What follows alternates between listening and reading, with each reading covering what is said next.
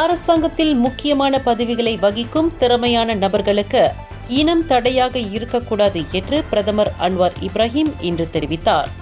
இனம் என்பது எமக்கு ஒரு பிரச்சனை அல்ல, வேலையை செய்யக்கூடிய எவரும் அதற்கு தகுதியானவர்கள்தான் என்று அவர் நிதி அமைச்சகத்தின் மாதாந்திர கூட்டத்தில் கலந்து கொண்ட போது கருத்து தெரிவித்தார். மலேசிய எல்லை கட்டுப்பாடு மற்றும் பாதுகாப்பு அமைப்பின் தலைவராக மாற்றப்பட்ட ஷுஹைலி ஜெயினுக்கு பதிலாக ஆகஸ்ட் 8ஆம் தேதி எம் குமார் அதிகாரப்பூர்வமாக மத்திய சிஐடி தலைவராக பொறுப்பேற்றார். அதன் பின்னர் ஆகஸ்ட் 12இல் பர்சாத்துவின் பட்ருல் இஷம் ஷாரின் குமாரின் நியமனம் குறித்து தாமதமான வாழ்த்து பதிவை வெளியிட்டார். அதில் மலேசியா என்ற கருத்தை மலேசியா ஏற்றுக்கொள்ள தொடங்கியுள்ளது என்பதை காட்டுகிறது என்று கூறினார்.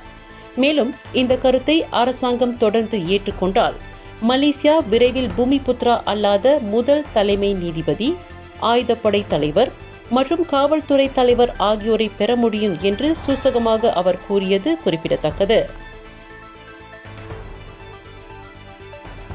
இந்தியர்களின் இதய குரல் மக்களோசை.